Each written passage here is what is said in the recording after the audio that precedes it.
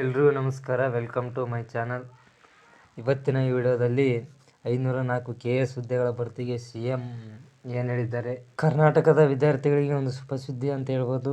504 KS ಹುದ್ದೆಗಳ ಭರ್ತಿಗೆ CM ಅವರು ಓಕೆ ಕೊಟ್ಟಿದ್ದಾರೆ. ಅದರ ಬಗ್ಗೆ ಸಂಪೂರ್ಣವಾದಂಥ ವಿಡಿಯೋ. ಈ 504 KS ಹುದ್ದೆ ಭರ್ತಿಗೆ CM ಓಕೆ ನೀಡಿದ್ದಾರೆ.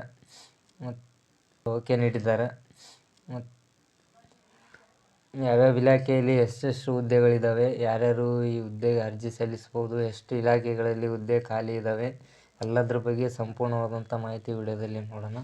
KS ಹುದ್ದೆ ನೇಮಕಾತಿಗೆ ಸಮ್ಮತಿ ನೀಡಿದ್ದಾರೆ. ವಿವಿಧ ಇಲಾಖೆಗಳಲ್ಲಿ 656 ಹುದ್ದೆಗಳು ಉಳಿದಿದ್ದಾವೆ. ಸಿಬ್ಬಂದಿ ಮತ್ತು ಆಡಳಿತ ಸುಧಾರಣಾ ಇಲಾಖೆಯಿಂದ ಮತ್ತು ಗ್ರಾಮೀಣಾಭಿವೃದ್ಧಿ, ಪಂಚಾಯತ್ ರಾಜ್ ಇಲಾಖೆ ಮತ್ತು ಕಂದಾಯ ಇಲಾಖೆ, ಪೊಲೀಸ್ ಇಲಾಖೆ ಸೇರಿ ವಿವಿಧ ಇಲಾಖೆಗಳಲ್ಲಿ ಅನೇಕ ಹುದ್ದೆಗಳು ಖಾಲಿ ಇದ್ದಾವೆ. ಇದರ ಸದುಪಯೋಗವನ್ನು ಎಲ್ಲ ವಿದ್ಯಾರ್ಥಿಗಳು ಪಡೆದುಕೊಳ್ಳಬೇಕು. KS ಗೆಜೆಟೆಡ್ ಪ್ರೊಬೆಷನರಿ 656 ಹುದ್ದೆಗಳನ್ನು ಏನು ಶೀಘ್ರದಲ್ಲೇ ಭರ್ತಿ ಮಾಡಿಕೊಳ್ತೇವೆ ಅಂತೇಳಿ ಮಾನ್ಯ ಸಿದ್ದರಾಮಯ್ಯ ಅವರು ಹೇಳಿದ್ದಾರೆ.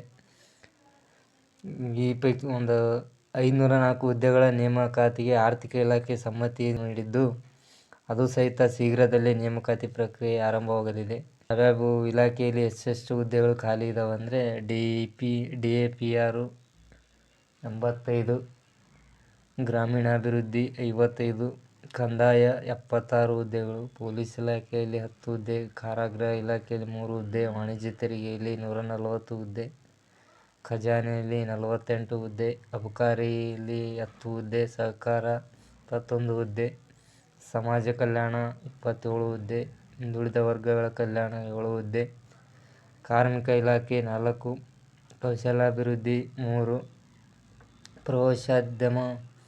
ಪ್ರವಾಸೋದ್ಯಮ 2, ಆಹಾರ ಮತ್ತು ನಾಗರಿಕ ಇಲಾಖೆ 9, ಯುವ ಸಬಲೀಕರಣ ಮತ್ತು ಕ್ರೀಡಾ 4. ಒಟ್ಟು 504 ಹುದ್ದೆಗಳು ಈ ಮೂಲಕ ಭರ್ತಿಯಾಗಲಿವೆ. 504 KS ಹುದ್ದೆಗಳನ್ನು ಶೀಘ್ರವೇ ಭರ್ತಿ ಮಾಡುತ್ತೇವೆ ಅಂತೇಳಿ ಮಾನ್ಯ ಸಿದ್ದರಾಮಯ್ಯ ಅವರು ಹೇಳಿದ್ದಾರೆ.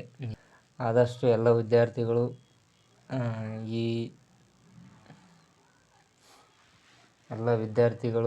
ಈ ಹುದ್ದೆಗಳಿಗೆ ಅರ್ಜಿ ಸಲ್ಲಿಸಿ ಹುದ್ದೆಯನ್ನು ಪಡೆದುಕೊಳ್ಳಿ.